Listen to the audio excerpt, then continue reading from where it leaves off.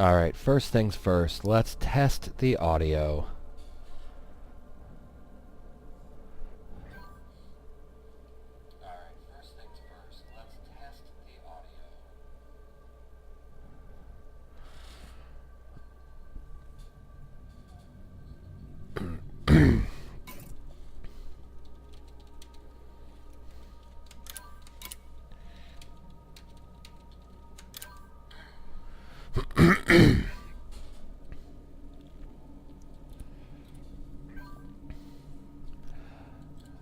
Alright, yep. You are on, Ron Master. So far, I'm the only one watching right now. Yep. You are on, Ron.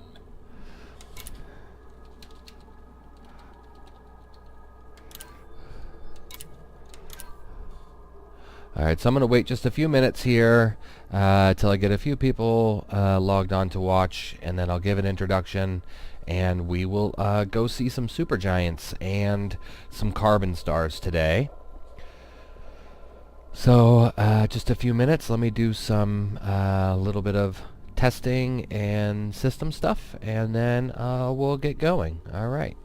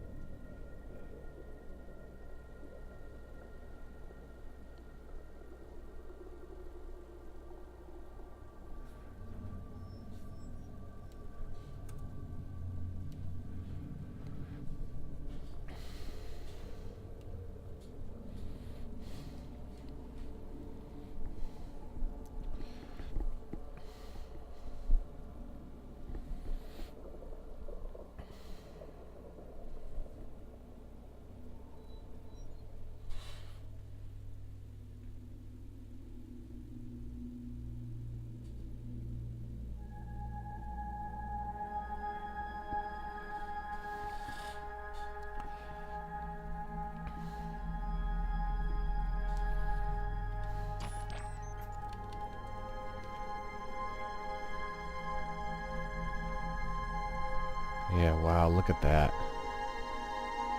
Quite incredible.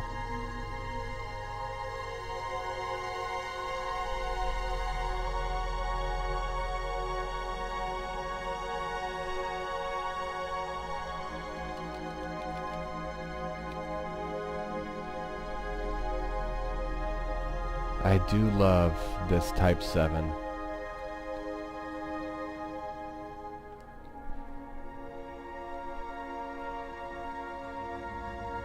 We are at a great location, pretty deep below the galactic plane.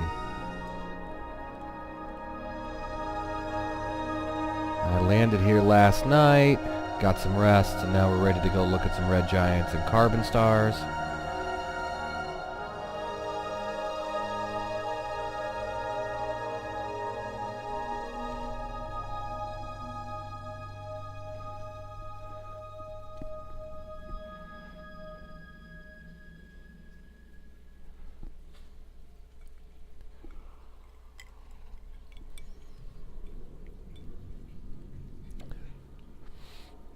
What I like about this planet is that there's some great views of the mountains in the distance. Behind me is a pretty tall mountain I couldn't land on last night, and it goes up quite a bit. I was hoping for a good view, but I drove about halfway up the mountain, had some nice screenshots, and then called it a night. But you get really great shots of some nebula around here.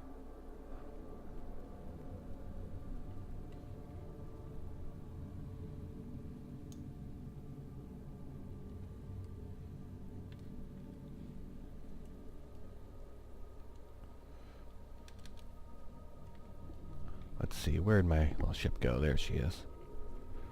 So today I'll be flying the GSS Oculus Marilia. I can explain that again in a little bit, but that stands basically for the galactic starship Oculus Marilia, which means the eye into the ocean's heart, which I think is an appropriate name for a Distant Worlds 2 ship. Without further ado, I guess let's talk about what we're going to do today. So I am quite a fan of red giants and carbon stars. There's a black hole nearby.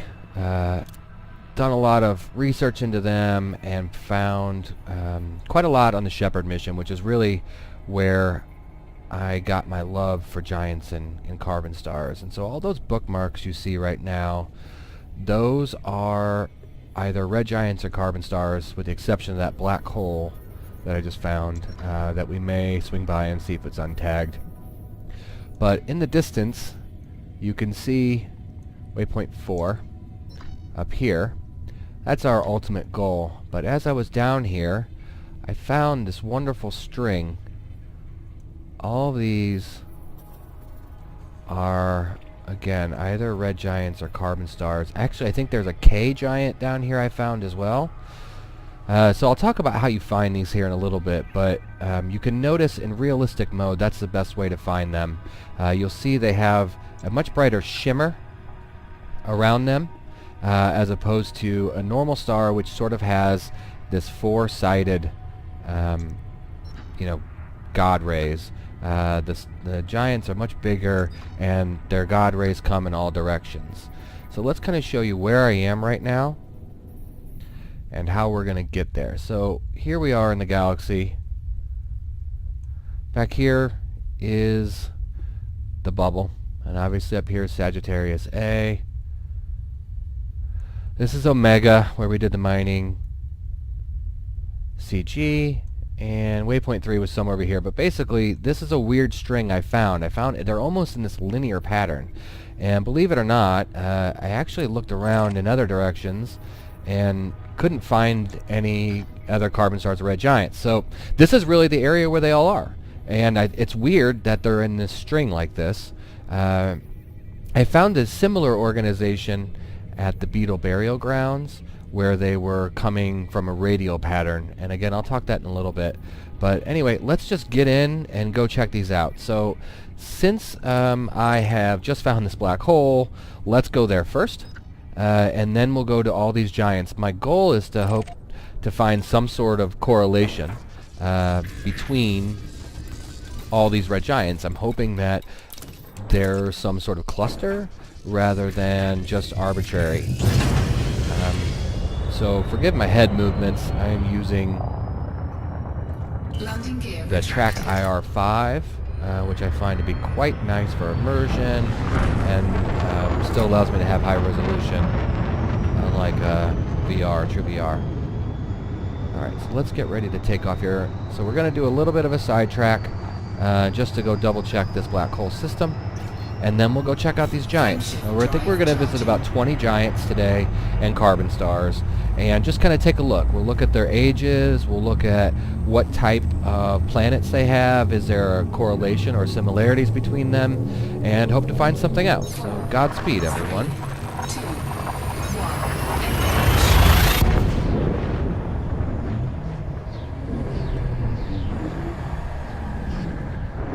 I'm drinking some bourbon right now, so forgive any of those noises. I do love this Type 7 cocktail. Alright, here we are. Let's take a look. It seems that somebody's already been here, and it's just a black hole system. But it does have this nice blue-green light that you see in neutron stars, which is a little odd that it has that in the skybox. Alright, let's take a look at the system map. Alright, Deshno. Congratulations, Deshno. You were here first. So this is 6.7 billion years.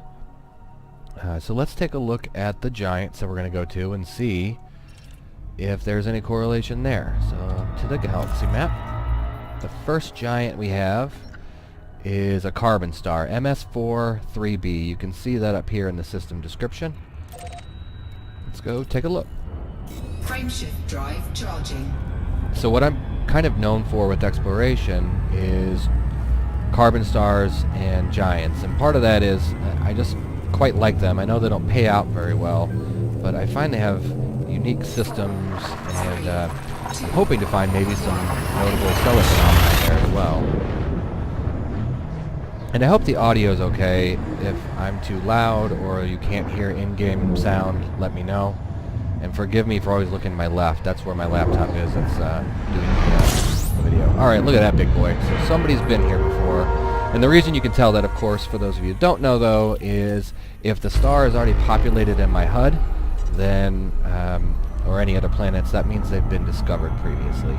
Now, somebody's been to this system, but I don't see any planets there. All I see is a star. So let's take a look at the system map. Okay, so all we have is a star. This is Fox Cent 1s. Alright, interesting name. So this is 12.2 billion years old. So I take a screenshot of the system map of all the systems I go into, but let's check out the FSS now. Okay, so we got a couple big giants here. Looks like maybe a class 4 and a class 5, a couple of them, and then likely just some moons around them. So let's find the giants first. That looks like a class 5 and some moons. Okay, that is a class 4. And nearby, I will quickly scan these moons just to take a look for any biological life or anything like that. Alright, so some rocky bodies. Lots of rocky bodies.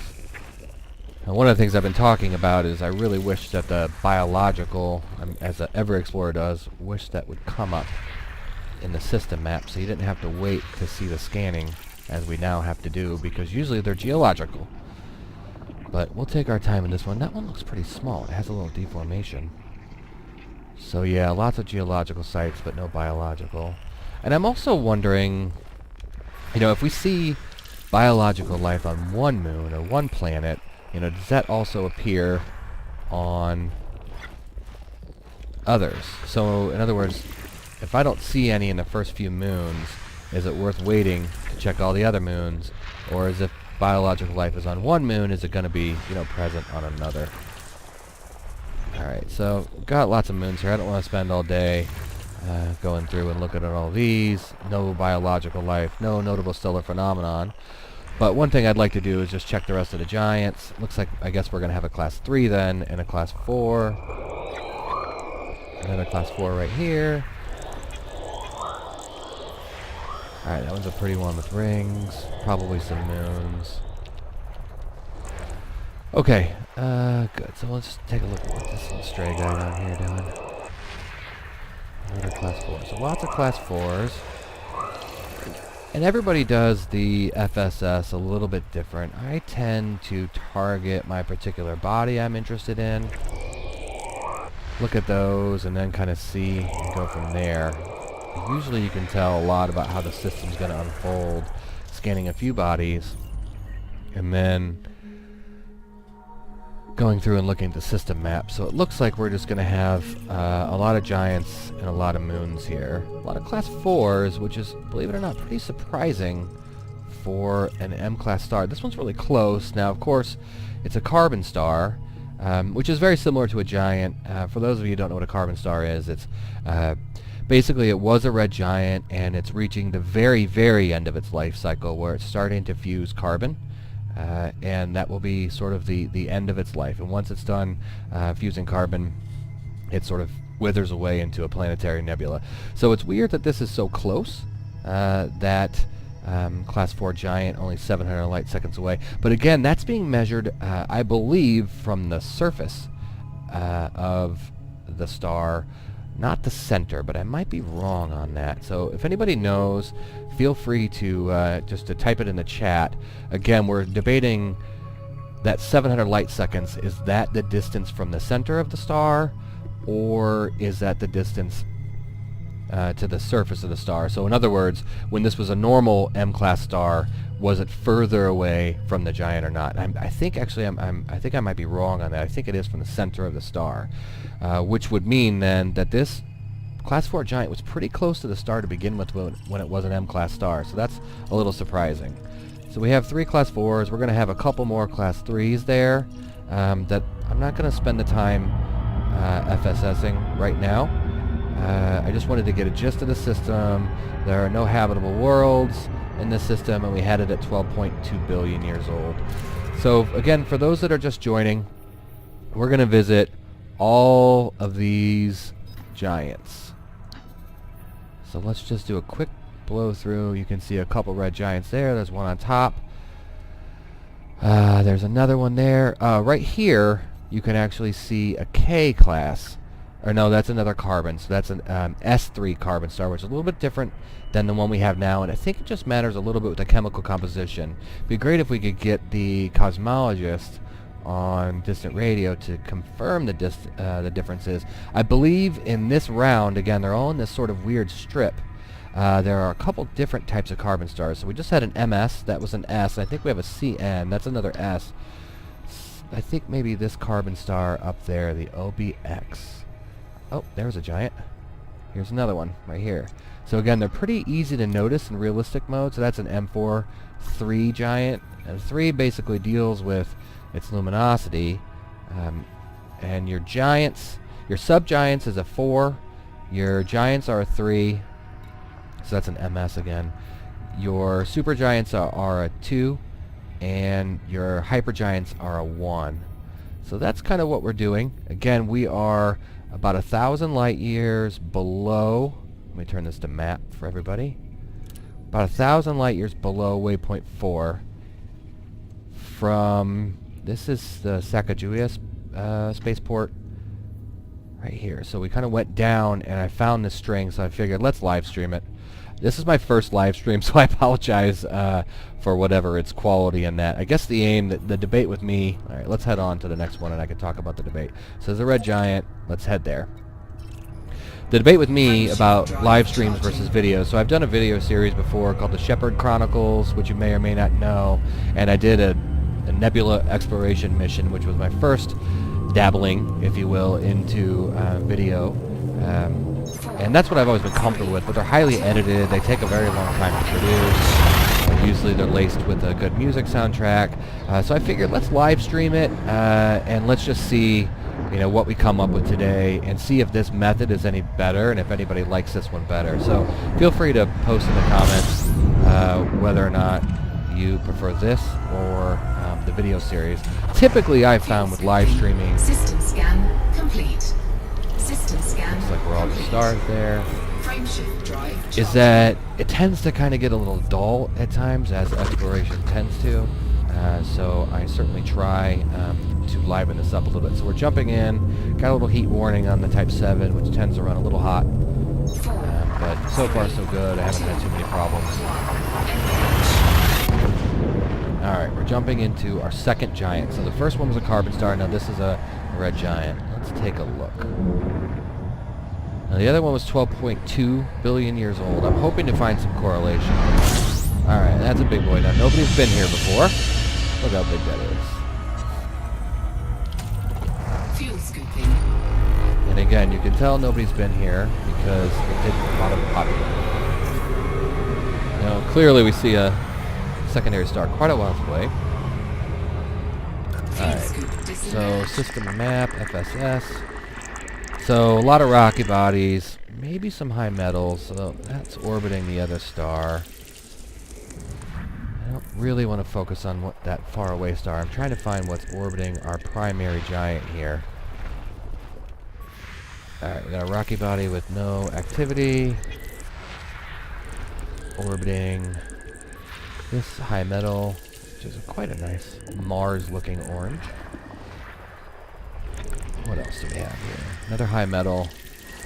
Now, interestingly, I believe that there is a higher terraformable range with red giants than with your standard M-class star. So we might have more opportunities for terraformable, and we can always take a look. So we got 3 geological sites there, not so great. Looks like another high metal. So based on my knowledge, all of these are orbiting our primary star, the ones I'm scanning. That one I bet is terraformable.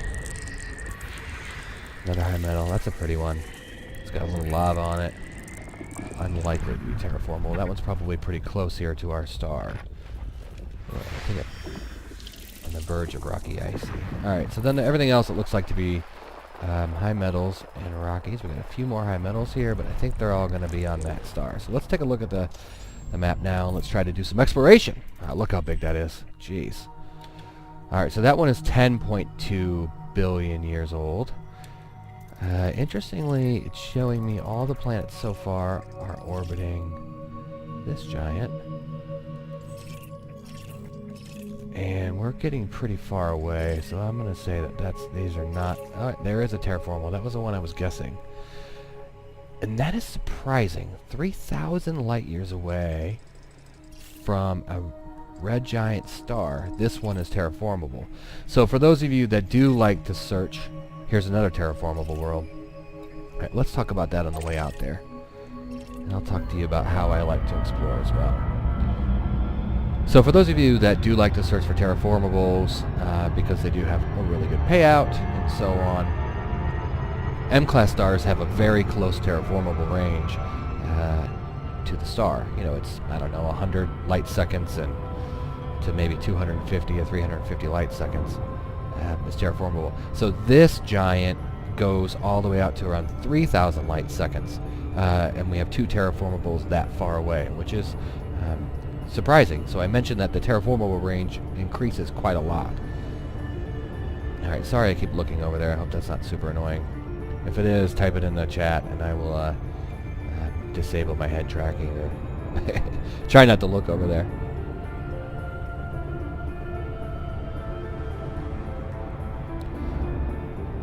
So for those of you that have not gotten too far below the galactic plane, I guess that's another thing I like to do, is I like to go low. You can see everything gets a little dusty and kind of nebulous or gaseous deep below the galactic plane. And as you look back at the galactic plane, you see this sort of red blotchiness above. So that is the galactic plane above us, and the red blotchiness up there that you see is all the sort of gas, the ambient gases that have either yet to form nebula or maybe will form nebula up there. So you get, and then it gets quite dark and patchy down here. All right, we're getting a little close. So let's just go map this guy because it's terraformable and it gives me a chance to kind of take a little break and see what's going on.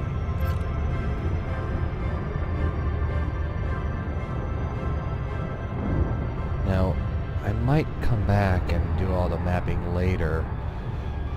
The way I like to explore with the new FSS and DSS system is this. It's I like to do some quick honk, take a look, anything of value like a water world, Earth-like world, notable stellar phenomenon, that kind of thing, or water giants or helium gas giants and that.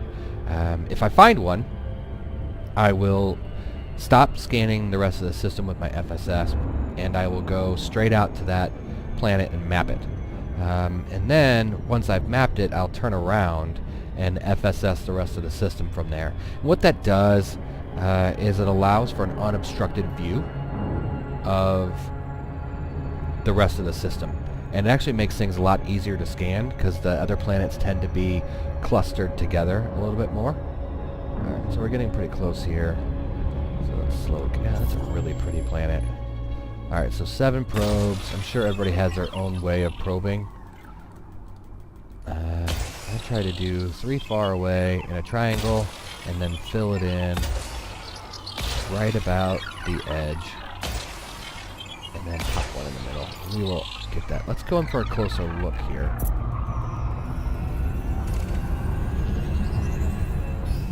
Yeah, that's really pretty. It almost looks like those really hazy water giants. When I FSS this, you could see the really dense atmosphere. Surface scan complete. Figured it might be terraformable because of that. And again, that might be part of the reason why it's terraformable this far out, is because that really dense atmosphere can help sort of trap the heat in. Think about Venus. I mean, this I think looks a lot like Venus. You can even see on its surface there some crater deep below that cloud cover, right in front of me. There's maybe some kind of volcano down there. Let's just take a look at the system map. See what it says about the surface pressure. I bet it's high. Oh yeah. Look at that. Surface temperature, 350 degrees Kelvin. Okay, that's totally terraformable. 356 atmospheres. That's likely caused by the silicate vapor geysers that you can see, and the atmosphere itself is quite rich in carbon dioxide, which again is basically the same effect we have on Earth, which is trapping those gases in, that sunlight in, and keeping it warm. That's why it's likely this terraformable this far out. Look at that, 3,300 light seconds from an M-class star is terraformable. The next one that's also listed as terraformable has no volcanism, but it's 5,000 light seconds out, and its atmosphere is almost entirely made of water. And I like to talk about this when I see these great planets like this. 816 atmospheres. So that means basically the surface pressure on that planet is 816 times more dense than that on Earth. So I like to say that the atmosphere of this planet is going to be more like a liquid than a gas. So, I mean, if you really were to try to breathe that, you'd almost be sort of swallowing this sort of gel-like water or something like that. Interesting, no volcanism on that planet is causing the terraformable. So it just must be the super dense atmosphere that's really trapping it all in. Now, it's 7,000 light seconds away, and if I wasn't streaming, I would definitely go check it out. But I've bookmarked all these, so for the sake of the stream, I really want to show people the way that giant systems work and their typical age and some of the unique features of them. So we talked about, they tend to be over 10 billion years old. I think they tend to cluster. So again, let's take a look at the system map. And my bookmarks will go again to realistic. Oh, there's another one. Yep, right next to it. So you can already see the clustering. You can see a couple more here. There's another one. There's a carbon star. These are really close to one another. So even that far away, we're talking about only 115 light years. This one is, 20 light years away. So we have lots of red giants very close by. And again, I can't help but notice this very odd string of them that I found. So without further ado, let's just hit the one that's next to us, and we'll go take a look. Frameshift drive charging. So again, what we're trying to find is similarities between age, composition of the bodies, so terraformable worlds versus, say, high-class giant stars. 4, 3, I'm hoping, again, I've never been to these systems, but I'm really hoping we can find some notable stellar phenomenon and maybe find some residual gas that may have been emitted during the giant phase, and try to find some correlation between where the notable stellar phenomena. Alright, another big boy. So again, when you jump into these things, they're really right smack in front of you. You gotta be careful with their explosions. fuel scooping. Alright, so again, nobody's been here before. That's probably another reason why I like giants so much. You can go to black holes or O-class stars. And they tend to be visited, but giants, not so much. So we got 19 bodies here. Let's take a quick look. Okay, so again, all rocky and high metal, just like the last one. Let's just do a quick survey and find out if any of these are terraformable, these high metals, and what their range is. Because again, I think it's drastically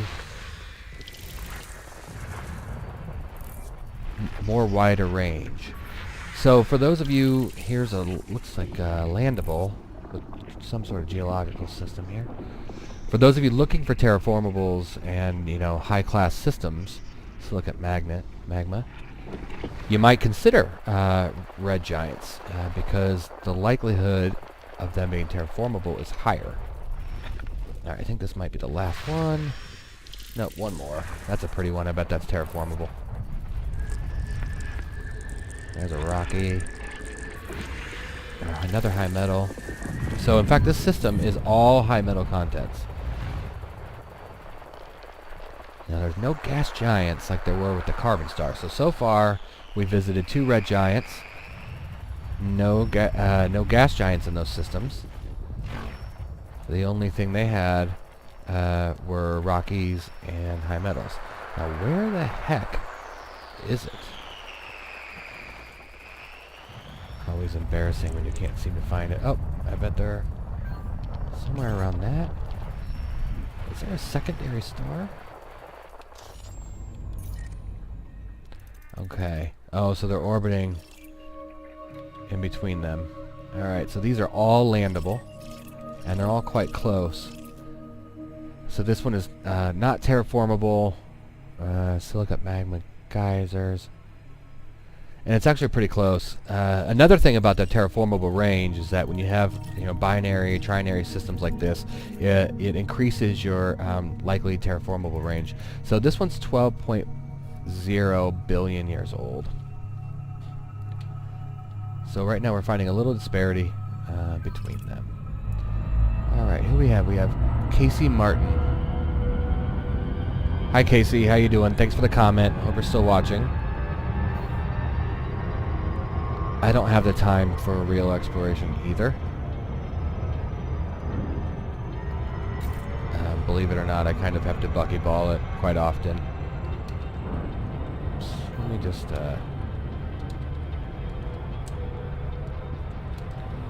see if anybody else is interested. Alright, so for the sake, again, of the stream, let's just move on.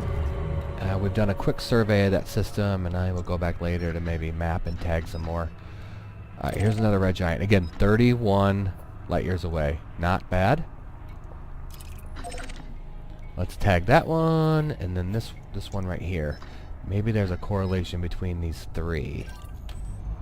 Frameshift drive charging.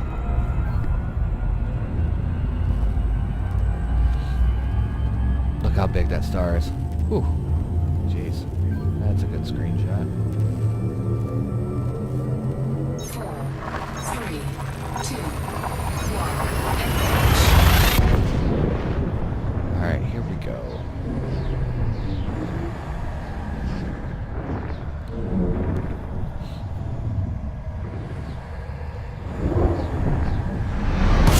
Alright, this one's been visited before,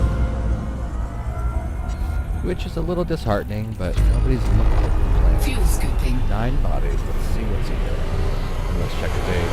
So one of the things I do, we talked about real exploration there Fuel by scoop Casey disengaged. Martin is, I like to take a screenshot. Alright, we got a water world. I think it's a water giant. Is it here? Nope. Shit, I don't remember what I was just talking about. Real exploration. Something about that. I got distracted by the beautiful water giant. I'm hoping. Where the heck is it? There it is. Water world. Slightly disappointing, but still super cool. Let's go take a look. Alright, 5,000, and it is terraformable. Again, so we have a planet that's 5,000 light seconds away from its M-class star, and it's terraformable. Super cool. Okay, yeah, I know what I was talking about. This is a perfect time for it. So, for those of you who don't know, I was the expedition leader of the Shepherd mission, which was an expedition of started about 55, 60 commanders, a little over 2 years ago. At its time, it was the longest duration group expedition in Elite history. I think the circumnavigating expedition ended up being longer, and then Distant Worlds 2 is going to be longer in duration if you think about Stage 3 and 4. That being said, I found an area, if you feel free to go to EDSM and the Galactic Mapping Project, called the Beetle Burial Grounds. So out on the other side of the core, in the, I think the outer Norma arm, there is a region I found that was hyper dense in red giants and carbon stars. And what I noticed is that they were all sort of emanating from the Beetle Nebula nearby. In other words, they sort of scattered out in this sort of exploding pattern, if you will, from the Beetle Nebula.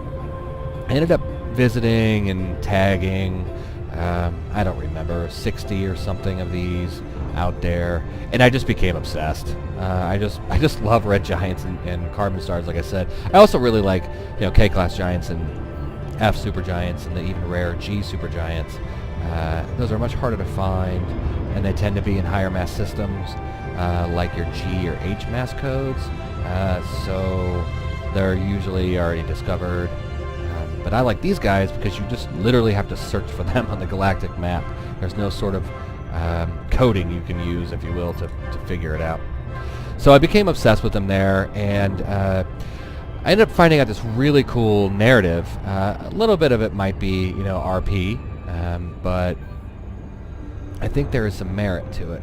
Basically, about 95% of those giants and carbon stars I found were all very, very similar in age, which means that they all formed right around the same time. And they were all, started a life as M-class stars, right? Small little stars forming at the same time. So my theory was that the Beetle Burial Grounds might have been part of the local nebula that was forming about that time period. As, nebula do, they tend to be kind of planet-forming regions. So I went and did some extensive mapping, of course, of the Beetle Nebula, and at that time, this was about 2 years ago, the Beetle Nebula had really not been explored too much. I found lots of unexplored white dwarfs and neutron stars and black holes even there. And what I found was that the neutron stars and black holes... Where is this orbital plane? The neutron stars and black holes also were the same age. So what that kind of meant is that the way Elite Dangerous does their aging of neutron stars and black holes is not the age when the black hole itself became a black hole, but rather when its parent original star, I should say, was born. So a black hole usually forms from like a B or an O-class star, which would have formed right about the same time as these M-class stars, which I thought was pretty cool. Now, as we know, B and O-class stars don't live as long as M-class stars, right? O-class stars can live as 10 million years, and then they're done. So what that meant is that there was some sort of planet-forming region in this nebula about that same time period. I think it was about 12.6 billion years ago. So it was forming planets back then. All right, we're pretty close to mapping this whole system. Then what happened, so they're all forming right around the Beetle Nebula at that time. But we have a lot of O-class stars and B-class stars that went supernova to form all these black holes and neutron stars right at the same time. So my theory is that all these stars formed at the same time, and that we had this sort of cataclysmic event that happened shortly after. Let's see, we are 11.3 billion years. And it jettisoned all of those M-class stars from the nebula in that sort of radial pattern. That one's terraformable. That looks a lot like the one we just saw, doesn't it? Remember the one I flew around and mapped? So that was terraformable. We mapped that. Let's go take a look. It just looks just like the other one. See, I think there are similarities. And forgive me for jumping back and forth here, but let's go map it and check the composition. So basically, again, to provide a synopsis there, the nebula formed, the Beetle Nebula formed. It started producing lots of stars. At that time period, the high mass stars went nova and jettisoned all the low mass stars, like these little M-class stars that later became giants that you can see scattered about in a radial pattern from the nebula. One might think of our star Betelgeuse, Betelgeuse is known as a rogue star. It is not sort of slowly circling the Milky Way as is every other star. It's sort of moving in this rogue pattern as if it might have been jettisoned from some other type of cataclysmic event, if you will. Oh, Casey Martin, you are atomic. Okay, earlier you were logged in as atomic. Now you are logged in as Casey Martin. Now I know your real life name. Uh-oh, Google creep.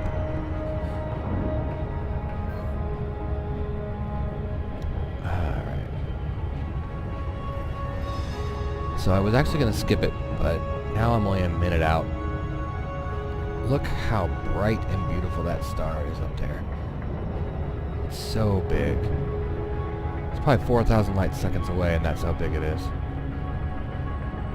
So the real gem about red giants and that is when you find a planet really close to one, because you get the really big sky. Alright, I'm actually going to skip this.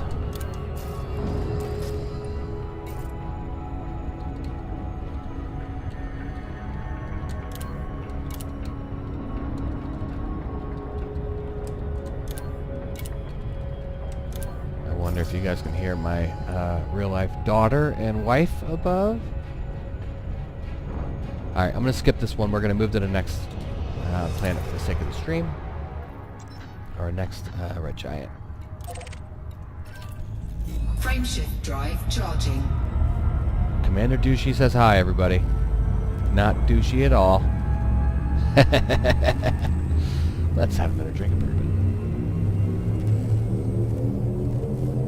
4, 3, 2, 1. Stylish outfit. Look at that, full throttle. Yay. Alright, so far we have found 3 different red giants that have 3 different ages. 2 of them, though, share... Nobody's been here. 2 of them share a very similar planet, a highly atmospheric, high metal content. All the red giants so far had no gas giants. However, the carbon star had gas giants. This one only has stars, you can tell already.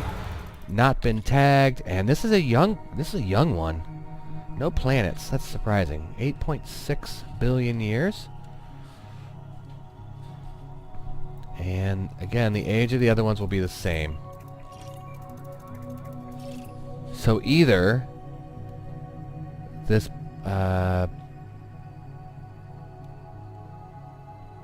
alright, hold on just a second.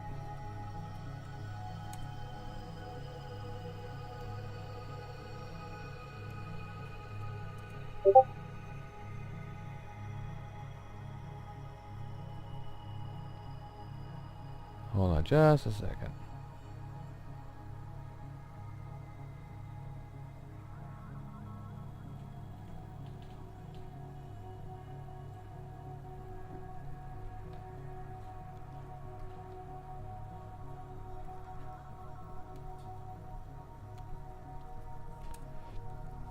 Yeah, so either this red giant, when it became a giant, subsumed all of its maybe rocky or high metal planets that were orbiting too close to it, or it never had planets to begin with.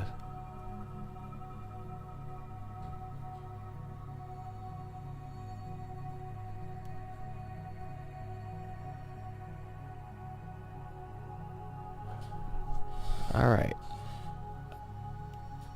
Good. Okay. Good. I'm back. Sorry, I just had to do a little Discord posting. Okay, so this one's a unique one. We haven't seen one of the red giants without planets yet. So for those of us that are just joining, very quickly, I have isolated a string of, let me turn this to map, a string of red giants and carbon stars about 1,000 light years below waypoint 4 of distant worlds. And we are visiting them. I haven't been there before. I want to check them out. I want to see if there's correlations. It's a weird sort of pattern that I don't know. The pattern tends to end right about here, and it sort of started here. If we want to follow, there might be some sort of correlation with this nebula here. and the line goes right back to this nebula here. So I want to check that and see if there might be a line between them. I'm not sure. But in the meantime, before we can draw any correlation between them, we need to check them all out.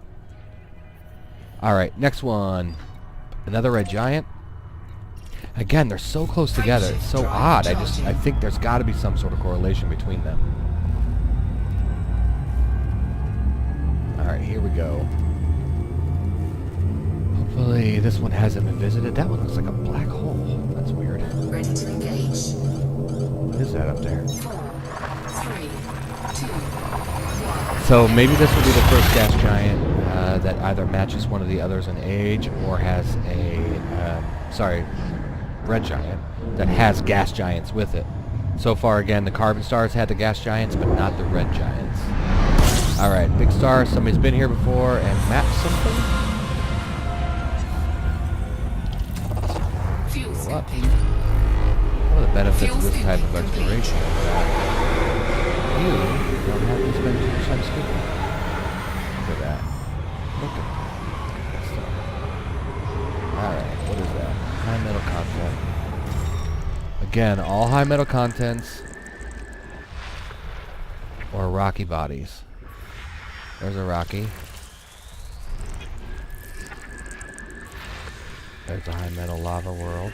That may have been some other type of world that got melted during the giant phase.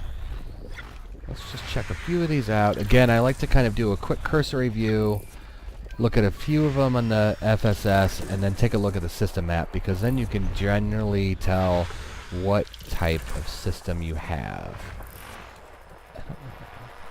There's one. Now this is a system that only had one primary star, so every one of these planets is orbiting. And again, surprisingly, all these giants don't have gas planets with them with their own moons, except for the first one, which was a carbon star. That's weird. What's that mean?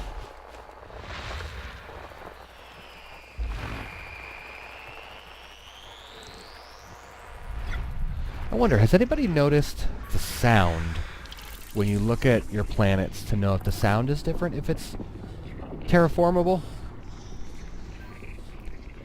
If anybody's noticed that, let me know. I would love any way to know that a planet is terraformable before I have to leave and go to the system map. Alright, let's take a look. Ooh, that's an interesting configuration of planets. Quite close to one another. That one's clearly not terraformable, and neither is that one. I bet there's one missing right here, which I bet is terraformable. So for those of you joining late, one of the things we noticed is that red giant stars have a much higher terraformable range than a typical M-class star. Our first one was 3,000 light seconds away. Then that one had a pretty dense atmosphere. And the other one was 5,000 light seconds away. Then we went to another giant. We found a water world. System scan complete. That one's terraformable, I bet. That was also terraformable. Alright, let's take a look. Yep, that one's terraformable. Gosh, it's like I know what I'm doing, or I'm getting really lucky for the live stream. So what you'll see as well is that these tend to have high atmospheres. So it's really hot. It's quite big. And it has super high carbon dioxide atmosphere, just like the other ones we looked at. Again, for the sake of the live stream, I don't want to spend the time flying out there. We've already scanned the system. I want to check the age. 10.3. So now we have a couple that are 10.0 billion years old. I think there was a 10.6, which is one of the first ones we looked at, and 10.3. Alright, here's the next one. Okay, this one's something different. This is a carbon star we're going to go to next. You can see it has the same sort of God ray configuration as our red giants do. So again, you can see it here. The God rays come in all directions, rather than... That's a dwarf or a neutron star right here. Excuse me. That's a dwarf. But your typical star has the 4 God rays, the crisscross pattern. Your giants are larger. They kind of look swollen. And they have multiple God rays. So do carbon stars. Alright, let's go check it out. One jump again. So they're so close to one another. It's really cool. For those of you watching and want to have access or ability to type in the chat, let me know if the audio sounds okay. And I'm hoping you can hear my game audio. Again, I see that dark spot directly ahead of us. It's got to be some kind of nebula far away. Is it potentially the one that these might have all come from?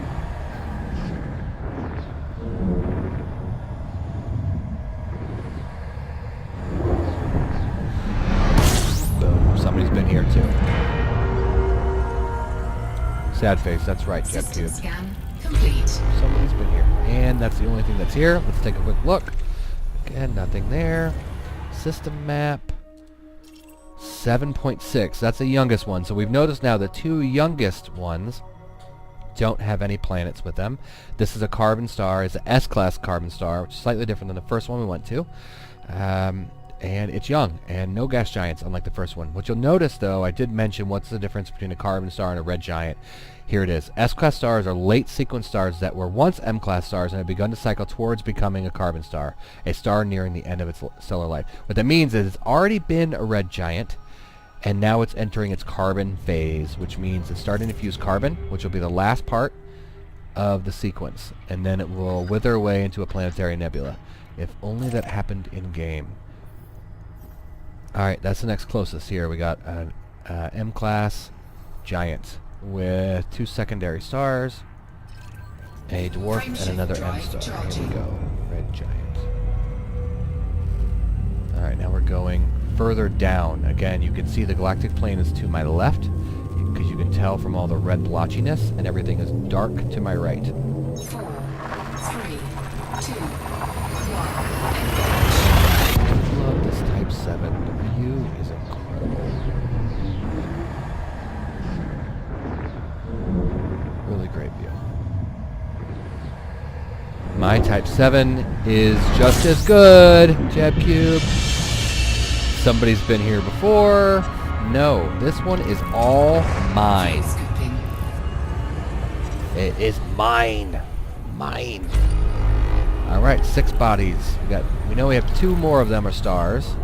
Fuel scoop disengaged. And the rest look like high metals, so we're finding lots of high metals. And I bet one of them's terraformable. We just have that happen all the time with these.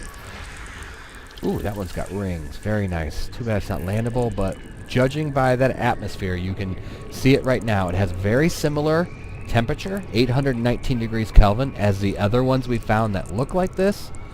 I don't know why it dropped its temperature. And a very similar look to it. So there might be a correlation here. We have these super high density atmospheric high metal content worlds with a temperature around another almost identical looking one. This one might have been a lava planet or something. The temperature's a little bit higher, but I bet that one's terraformable too. It's 2,000 light seconds away. Alright, the other one must be on this plane. Oh, please be right there. System scan. That's a pretty one too. So this one's a little bit cooler, 517 degrees, and it's super far away, so this one will not be terraformable, I don't think. Let's take a look. Alright, first, what's our age? 11 billion years. Excellent. We like that. That's getting close to the other ones. And look at these two pretty. They're all the same. That's the one. Was I totally wrong? Are none of these terraformable? That one's terraformable. And that last one's not. It's too far away. But that one is. That's a pretty ring system. That one's probably too close. That's pretty. I would really like to go visit that. Alright. Either in-game chat me or type it in the YouTube chat. Do you want me to go look at this one up close because it's pretty in the rings and it's terraformable, or fuck it, let's just go on to the next one, the next carbon star. Take me 2 minutes to get there. Next carbon star or red giant is, so that is a red giant, and it's 20 light years away. Should we go to this planet or not. Well, only 4 of you are watching, so guess it really doesn't matter.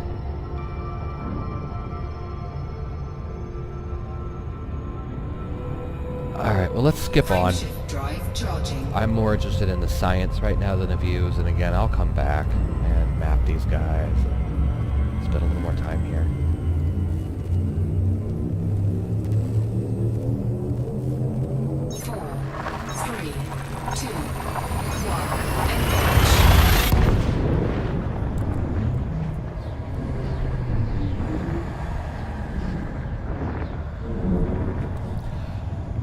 Alright, the next planet I go to, I'll tell you another story about the Shepard mission. In the meantime, nobody's been here. So one thing you'll notice is that the carbon stars tend to have been visited because it's easier to parcel out in the galaxy map, but the red giants have not. Again, red giant, just high metals and rocky worlds. I don't know if these things are blowing the gas off the gas giants or what. Look at that, just like the other ones, very similar temperature. This one's really close. I mean, I'm gonna guess it is terraformable. It's not. It must be too close. 1800 light seconds. It's kind of surprising.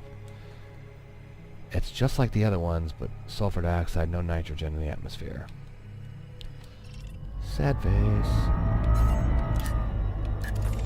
Alright, we'll check the other ones, but it is... You know, we're seeing a lot of these very similar planets here, though. The super high dense atmospheric high metal contents with really cloudy looking atmospheres that tend to be a little bit far out. That's a landable. That may or may not be terraformable. It's interesting. I haven't noticed that before. I guess one of the best things about doing a live stream is that you start to really think about the science and actually pay attention to what the hell I'm doing. Which oftentimes I just kind of breeze through this stuff. Please don't be behind my star. Yep, of course you are. Well, I gotta go take a look at it.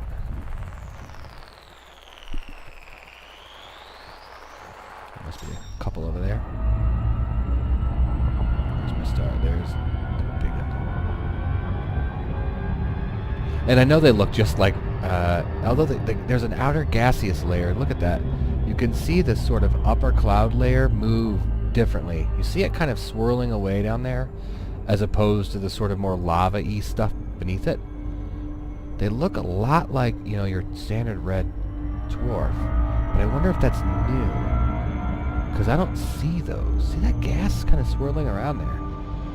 That might be that sort of outer layer of the giant. Very cool. Alright, I think we're close enough. Let's go take a look. Please don't be there. There you go. There we go. There's a couple here. 2 of them in binary. It looks like. Yep. Both landable. No geological features. That one's also landable. So nothing cool. Yep, here they are. You can see those. They're all very close. Nothing terraformable, of course. So nothing terraformable in this system yet. That one's pretty close. With a giant star, it depends on the size of the giant, but I would love to be within like 200 light seconds for a landable to be able to go see the great view. Also, take a look at your resources that you'll see here. Oh, jeez, why are you so annoying?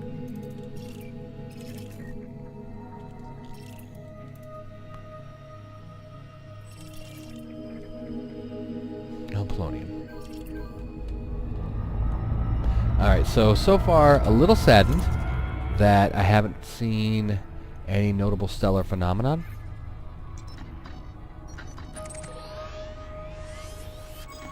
I was hoping maybe carbon stars or giants would have them. So I think what I'll do for this stream is I will... Oh, did I visit that one? Nope. How'd you get by me? Well, let's visit the close one first. I'll do this cluster right here. There's like 5 more, which it gets me about halfway. And I'll probably end this stream and maybe do another stream tomorrow for the rest of it. Because I do kind of want to go back and do a little bit more research into those planets that we keep finding that look similar.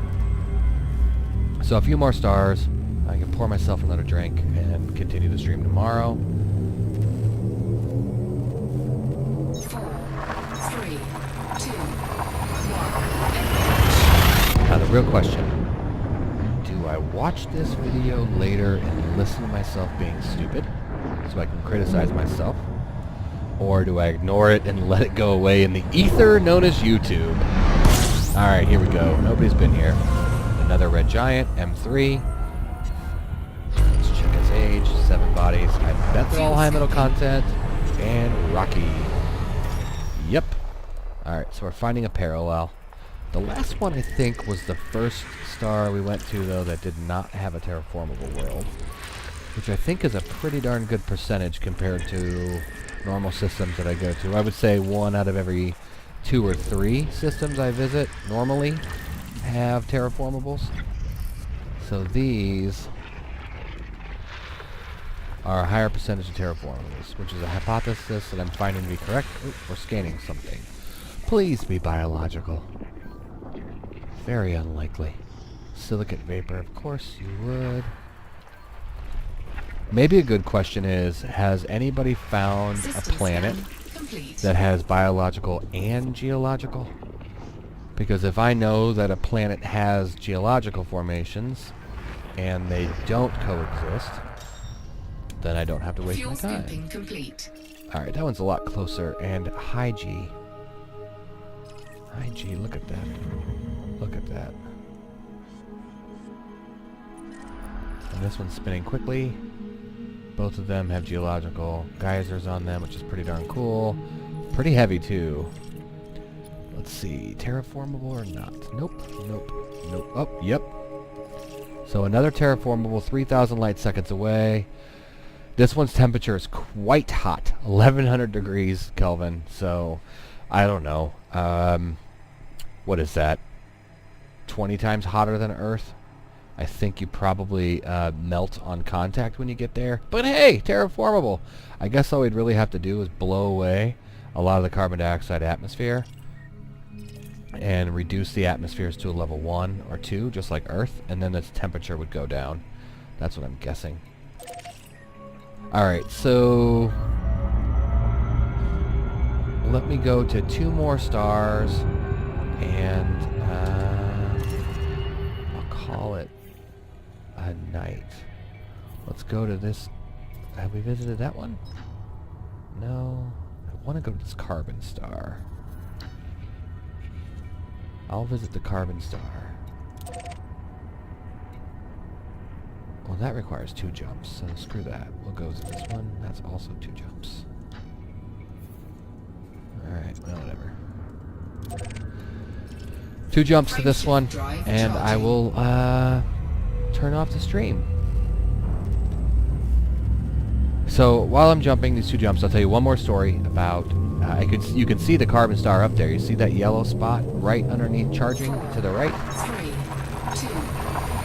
So anyway, I mentioned during the Shepherd mission I went to the Beetle Burial Grounds, which was sick, and I can't believe I got there and found it, and I'm really happy about it. But before that, during the first leg of the Shepherd mission, I visited the Linshu Hollow, and I found a small cluster of carbon stars, 3 or 4 of them.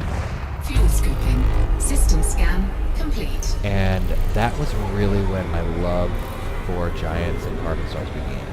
Visited them, drew some parallels between them, thought it was super cool. There's our carbon star in front of us. You can see it's yellow and bright, as opposed to all the white ones that are around.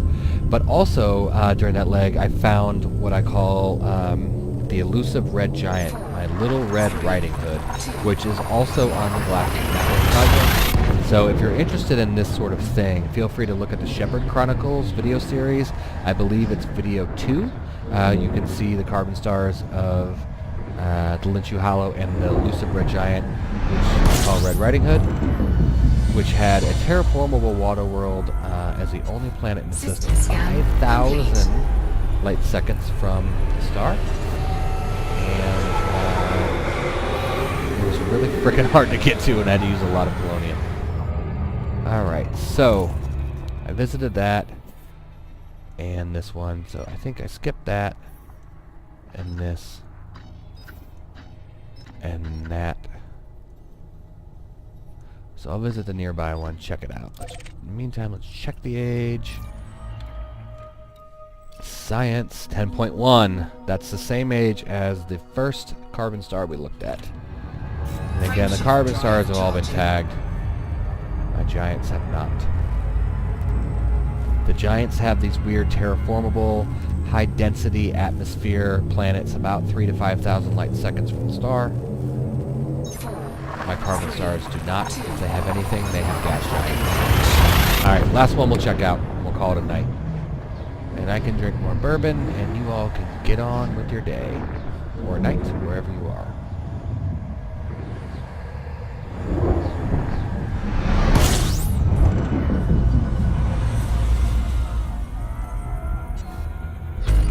Alright, 16. Fuel scoping. I bet. We find the same pattern. Oh, we got one gas giant here, Fuel scope finally. disengaged. Class 3.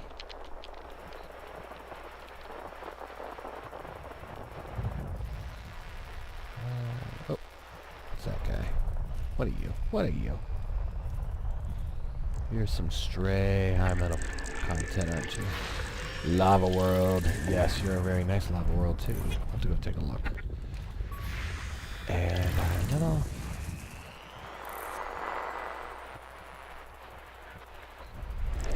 There it is.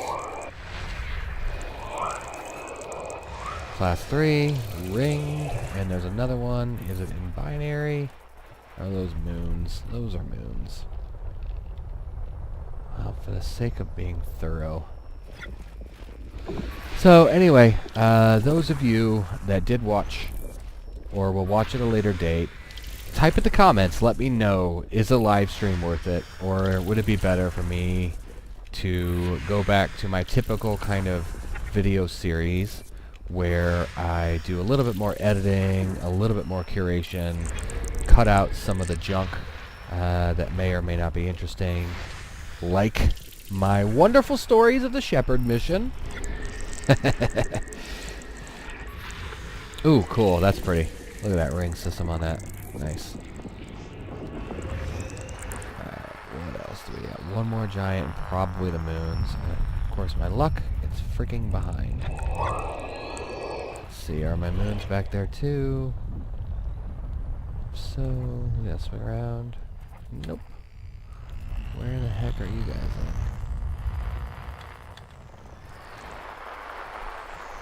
So let me know, was this at all worthwhile? I'm really interested in, if you will, the science of Elite Dangerous. I think that the way the Stellar Forge works, there are correlations between things, or at least I certainly hope there are. One of the things that I would consider somewhat disappointing about the way that the Milky Way works in Elite Dangerous is that, some of the cool things like clusters of stars and handcrafted nebula and that are all things that we actually know in real life. So the clusters, we know that they're there, they're real clusters in the Milky Way, and so they were put into the game. Why don't we have clusters of stars outside of the known parts of the galaxy, right? Class 3. In other words, if we know clusters of stars exist around us, just like we know nebula exists around us, and they procedurally generated nebula, why didn't they procedurally generate clusters of stars? Or dark regions, like you see all around the bubble, those dark regions, the lupus dark region, and so on. There's the G2 dust cloud that I will end at, which exists in the center, and that's the only one away from basically inhabited space that is in the game. But again, we think we know about this. Let's switch the map so you can see it. There it is, right here. See it? It's the only one right here in the game that we know of that is outside of inhabited space. Same with our clusters. So I hope that FDev put some of these correlations within, and that's why I search for my giants. I like to find these weird little clusters or patterns of them, and maybe it's role-playing, maybe it's not, but it's what I enjoy in Elite. So anyway, I'm the last one watching. For those of you that liked it, stay tuned. We'll watch another one in the future. I might just instead post-stream these, if you will. Alright, well thanks for watching, and subscribe. Bye now.